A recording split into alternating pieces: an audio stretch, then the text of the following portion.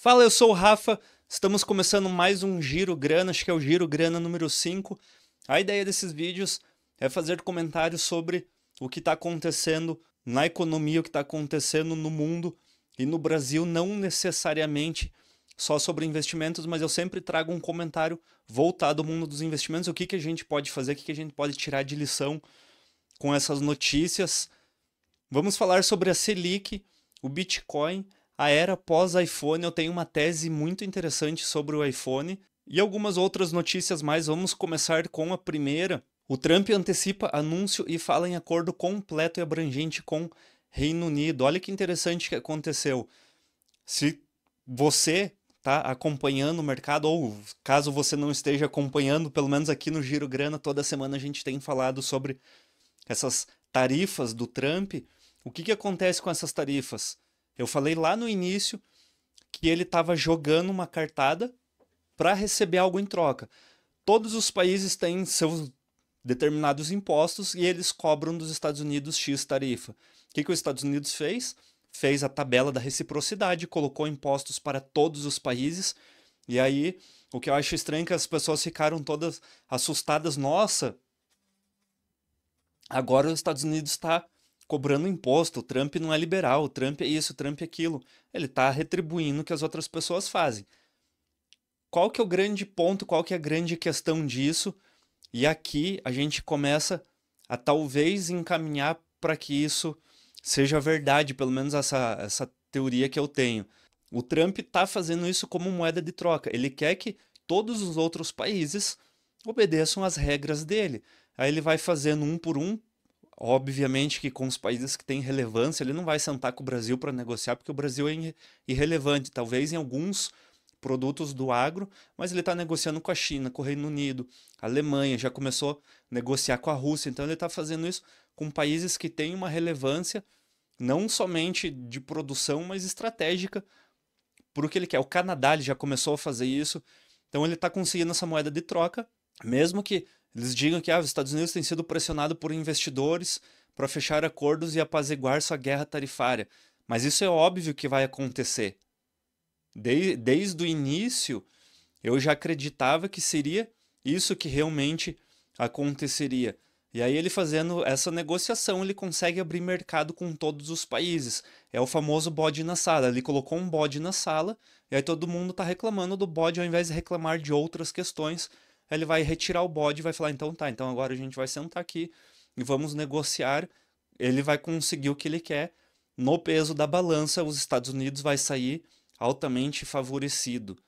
Pelo menos é o que tem acontecido até o momento. A segunda notícia que saiu ontem, hoje é quinta-feira, Copom eleva a Selic para 14,75% ao ano, maior patamar em quase 20 anos. O aumento indica um esforço para conter a inflação persistente, mas pode travar o crescimento econômico e investimentos em renda fixa se tornam mais atrativos. Isso aqui é interessantíssimo a gente ter atenção, e aqui já falando para quem é da Start Grana ou para quem está assistindo esse vídeo por causa de investimento, a gente tem que pensar sempre que o dinheiro ele tem um fluxo que ele segue.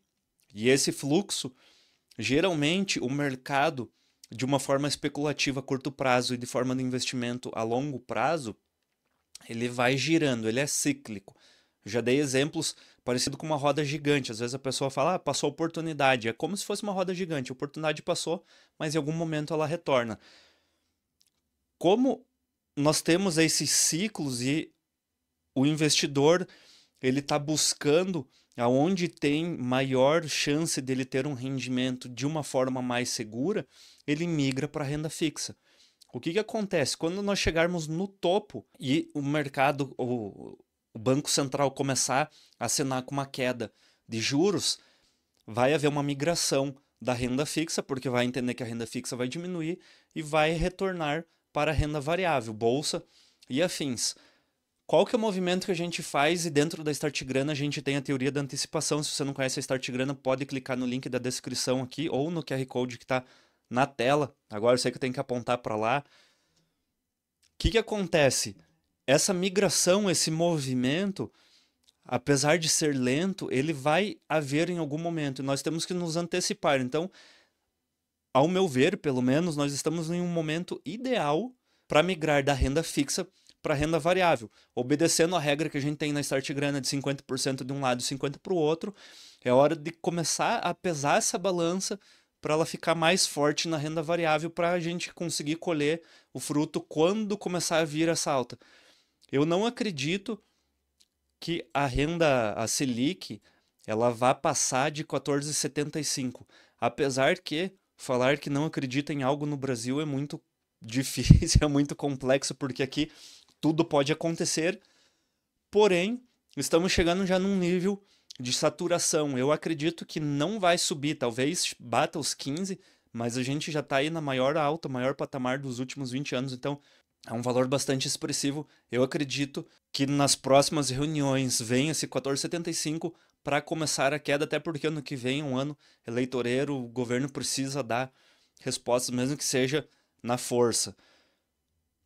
E aí, um pouco relacionado, eu trouxe aqui duas matérias que foi uma entrevista que o Hermínio Fraga deu. Eu vou deixar dentro da comunidade Grana para quem quiser, quem não assina Start Grana pode assinar, e tem até uma área gratuita lá que você pode ter acesso. É uma entrevista bastante interessante. O Hermínio Fraga já foi presidente do Banco Central e ele trouxe alguns dados, algumas informações de um cálculo que ele fez, né, uns estudos que ele fez, para a gente conseguir trabalhar num ajuste fiscal a longo prazo, trabalhar numa melhoria do PIB. Uma das falas dele foi que tratar o fiscal seria uma virada de chave para uma vida mais tranquila no Brasil. O ex-presidente do Banco Central ele reforça que equilíbrio fiscal é essencial para reduzir juros e melhorar ambiente econômico. Já vou trazer outra matéria dele aqui, que é bastante interessante, e aí um ponto de vista para quem lê o título às vezes pode ser um pouco assustador, mas se ler o raciocínio dele faz bastante sentido. O aumento do salário mínimo neste momento é inviável. O que ele fez?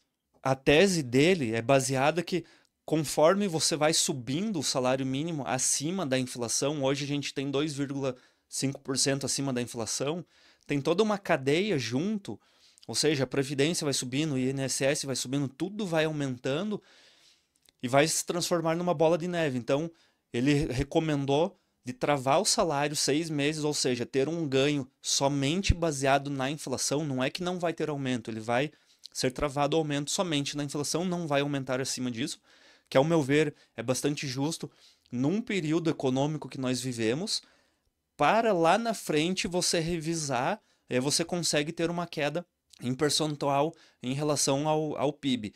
Esse estudo que ele fez, e aí ele fala algumas questões do que um governo de esquerda pode fazer, deveria fazer, e ele cita bastante uma questão de redução dos tributos, ou seja, você desonerar as empresas, fazer as empresas pagar. Então, para quem tem a ideia, não tem que retirar do trabalhador, tem que pôr no calo da empresa. Sim, tem que fazer isso. Só que tudo isso você precisa, que não são medidas somente políticas, são medidas que vai envolver um cenário muito grande, vão envolver indústrias, vai envolver empresários, vai envolver políticos também, muitos setores. E o que acontece? Aí é uma visão que eu tenho. Tanto a direita quanto a esquerda não tem culhão para fazer isso, ou seja, mesmo que quisessem, não teriam culhão para fazer. O porém é que nenhum dos dois lados tem o desejo de fazer, não é que não tem culhão. A gente pode falar, a esquerda não tem coragem de fazer porque deveria fazer, porque a gente tem que trabalhar o social, e é o que a esquerda se propõe a fazer, pelo menos em todos os países que ela governa. Aqui no Brasil não tem, porque a esquerda tem o rabo preso com os empresários, tem o rabo preso com todo mundo. Então não vai acontecer. Quando você pensa no Lula, fala, o Lula vai fazer, não vai fazer nenhuma medida que desfavoreça os empresários, porque ele tem o rabo preso com todo mundo. E aí não é só ele, todos os políticos eles têm. Por quê? Porque é moeda de troca. É assim que sobrevive a política. A política necessita de dinheiro e eles têm dinheiro, então assim que se perpetua. Seria o ideal fazer, mas a gente sabe que não vai acontecer. Uma notícia que circulou essa semana, e aí foi uma matéria que eu retirei de uma outra matéria, a Apple anunciou que colocaria nos seus mecanismos de busca, o mecanismo de busca própria, inteligência artificial, iria concorrer diretamente com o Google. E aí o Google, as ações do Google caíram. E aí eu encontrei essa notícia que iPhones podem não ser necessários em 10 anos. Por mais que pareça bizarro, até eu tô com um iPhone fazendo a gravação aqui agora, é bastante provável e é uma teoria, eu acho que eu já fiz até um vídeo falando sobre isso, que a gente tem uma tendência nos próximos anos de utilizar hardware que não tem a tela. Eu disse alguns anos atrás que uma tendência a partir talvez de 2030 é que os iPhones venham sem tela. E aí a gente precisa fazer uma abertura maior de mente para tentar imaginar o que poderia ser esse futuro. Imagina que você chega num restaurante, ao invés de você abrir o seu iPhone, na mesa tem uma tela. Você foi na casa de um amigo, tem uma tela pendurada na parede. Você foi num comércio, num estabelecimento, tem uma tela na recepção, tem uma tela no médico, tem tela em vários lugares. Isso já existe. Eu tô com 2 telas aqui, 3 telas. No meu celular tem, no meu relógio tem mais uma 4ª tela. Talvez eu tenha mais alguma tela espalhada por aqui. O que acontece? Cada tela que eu tenho, existe um processador diferente, existe uma memória diferente. Elas não estão todas interligadas, apesar que digitalmente estão, mas elas não estão. E esse wearable aqui, que é o dispositivo vestível, ou seja, o que a gente consegue carregar no punho, ele vai armazenar todos os nossos dados e talvez o iPhone, muito em breve, eu vou tirar aqui a pulseira do meu relógio para ficar mais fácil para exemplificar. Calma aí, calma aí. Para quem nunca viu, esse aqui é um Apple Watch sem... Deixa eu abrir a tela aqui. Esse aqui é um Apple Watch sem a pulseira. Então, ele é um hardwarezinho que talvez você carregue isso no bolso ou no braço mesmo, e toda a sua memória, tudo que você tenha de armazenamento de dados, fica aqui. E aí isso aqui seja conectado através de Bluetooth nas diversas telas que você vai conectar. Então você aproxima perto de uma tela e vai aparecer deseja conectar, você coloca assim, faz uma liberação ali facial ou por digital, e você conecta o seu hardware, que vai ficar num espaço muito pequeno, que provavelmente vai ser no seu pulso, e você vai conectar com as diversas telas. Então, sim, é muito provável que futuramente o iPhone deixe de existir, não exista mais, talvez em menos de 10 anos. E aí haveria uma nova grande revolução, assim como aconteceu com o iPhone em 2007, se não me engano. A gente vai seguir com uma inteligência artificial que vai fazer isso nos próximos anos. Então, é muito provável que o iPhone deixe de existir, todos os outros hardwares que a gente tenha deixe de existir nos próximos anos. E nós teremos, eu já fiz vídeo também falando sobre isso, nós teremos aí uma grande revolução nos próximos 5 anos, que tudo vai mudar, inclusive a parte financeira, quando as criptos se unirem com a inteligência artificial e tomar conta de todos os setores, tudo vai ser absolutamente diferente do que é hoje. É bizarro nós imaginarmos que isso vai acontecer, mas sim, vai acontecer e vai ser muito mais rápido do que as pessoas acreditam. Já está acontecendo, né? Mas tem gente que ainda não está atento para isso. E outra notícia, Bitcoin pode chegar a 120 mil dólares ainda no segundo trimestre. Projeção agressiva do Standard Chart aponta fluxo institucional crescente e escassez pós-halving. Pode ser a retomada de um novo ciclo de alta. Nessa mesma matéria, a projeção dele seria para 200 mil dólares no ano. E aqui eu vou fazer uma conta. 200 mil vezes 30%. Cadê o porcento aqui? Que seria 140k. O Bitcoin, acredito eu, que ele vai chegar no preço máximo. O meu preço de Bitcoin desse ciclo é 135, mas eu acho que ele seria razoável ele chegar no 130k. Por que eu tenho essa teoria? E aí, como aqui a gente não está exclusivamente falando de finanças, é só uma ideia, não é nada para vocês seguirem, não é nenhuma visão de mercado. Às vezes aparece uma pessoa aqui que não está acostumada a ver um vídeo de finanças, vai crer nisso e vai tomar sua decisão de investimento. Se você quiser tomar uma decisão de investimentos com uma base teórica, uma base conectada e com tudo que a gente tem de dados e informações dentro das finanças, inclusive montando uma carteira de investimentos que nós chamamos na Start Grana carteira de investimentos inteligente. Você assina a Start Grana, entra lá, você vai ter aulas, conteúdo, live, tudo para você auxiliar nessa tomada de decisão. Aqui a gente está de uma forma livre, falando sobre ideias. Então, não é que isso vai acontecer. É uma visão que eu tenho. Isso aqui é interessante também no mercado financeiro. A gente vê muitas pessoas falando, fulano errou a projeção do PIB, fulano errou a projeção. Eu sempre falo, é óbvio que fulano vai errar a projeção, porque a projeção é baseado nos dados que ele tem hoje. Daqui a um mês, os dados são diferentes.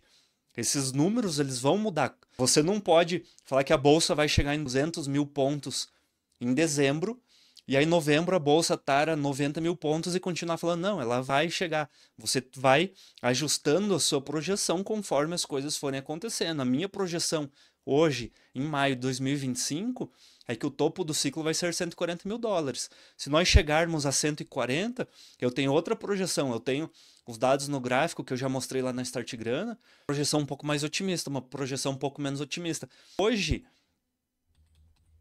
o que eu tenho de mais concreto é 135 mil, que é, além das minhas projeções, é o que está dando no FIBO da última mínima e máxima que teve desde o fim do ciclo, ali com 15 mil dólares. Está chegando em 135, que é um valor bastante provável que a gente atinja. Porém, se nós chegarmos aqui no segundo trimestre, eu acredito que vai haver um novo clamor, esse novo ciclo de alta aqui, as pessoas vão ficar emocionadas, vão voltar a comprar cripto, e a tendência é que as altcoins tenham uma performance muito boa, muito positiva. E temos que nos beneficiar disso. O vídeo aqui não é para falar sobre isso, mas já falando, provavelmente iremos ter um grande ciclo de alta que ainda mal aconteceu.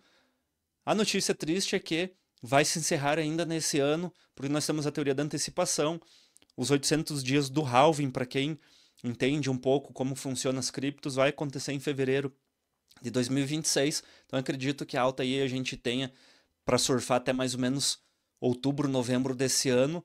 Mais informações sobre isso dentro da Start Grana a gente conversa. Muito obrigado por você que esteve aqui no Giro Grana. Não deixe de se inscrever. Estou rumo aos 1000 seguidores. O canal ainda está no início. Muito obrigado. Até a próxima. Valeu. Tchau.